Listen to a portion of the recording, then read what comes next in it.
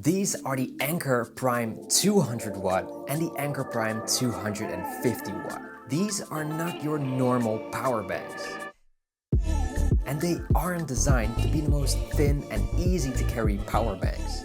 So let me tell you why you should get these. The flagship model, called the Prime 250 watt, is a power user power bank. You can charge all devices of course, but this one especially excels in its ability to deliver charge to multiple devices at once. It has 27,650 mAh, which equates to 99.54 watt-hour. And those two numbers aren't just made up. You see, for most airlines, it's either a 100 watt-hour maximum or a 27,000 mAh maximum. Meaning this is the perfect one to carry with you on an airplane and still have maximum capacity. The Prime 250 watt is a bit of a chunky one though. And you can notice that in its measurements at 16.2 centimeters in length, 4.7 in height and 5.7 centimeters in width. But also in its weight at 667 grams. Although chunky looking at first, it didn't annoy me at all. Now it's something you'd store in your backpack for sure, but it can lay flat and it won't get thrown 3 meters further when you forget you still have it plugged into something because of its weight. It also fits nicely in the palm of your hand.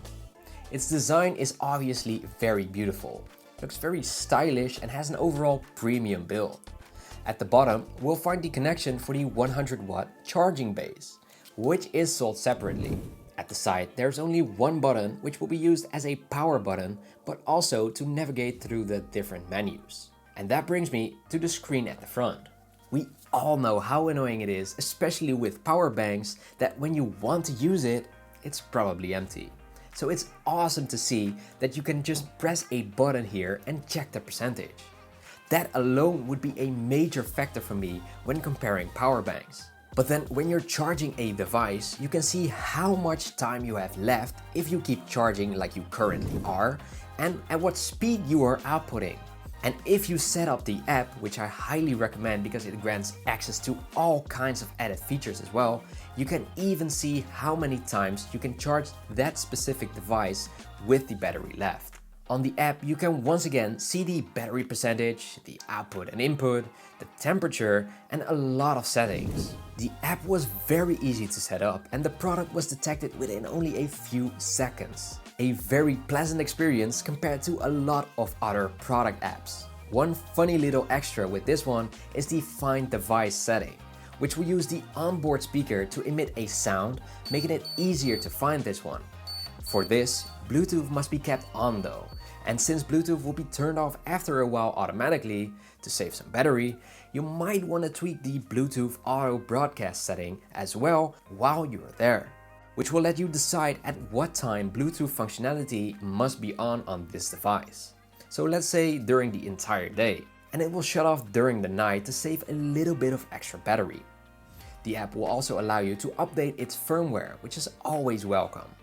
Now, if you notice the output being kept at 25 watt while charging my iPhone, that's not because this one can only output 25 watt. You see, the iPhone is kept at around that number. But if you want, and the device in question allows for it, you can charge up to 140 watt using a USB-C output, or 65 watt with a USB-A output. Of course, there's a lot of variations to that when you're using multiple devices, so you can pause the video here if you're interested in that. So when I then add, for example, my iPhone 15 Pro as a device, you can see at 68% it can fully charge it 4 times over. The smaller 200 watt Anker Prime power bank features that same design, but with a smaller footprint.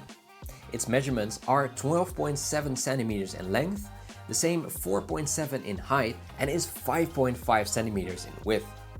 But obviously also lighter at 517 grams. It has a capacity of 20,000 mAh and this one can be charged in just 1 hour and 10 minutes using the 100 watt input.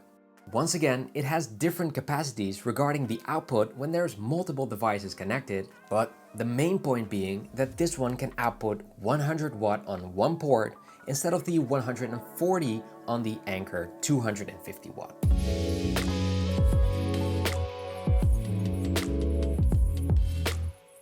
Now, as a conclusion, I would like to say that these look very premium and are awesome at what they do, but they aren't very rugged. If you throw these around or use them around the house, they will get damaged.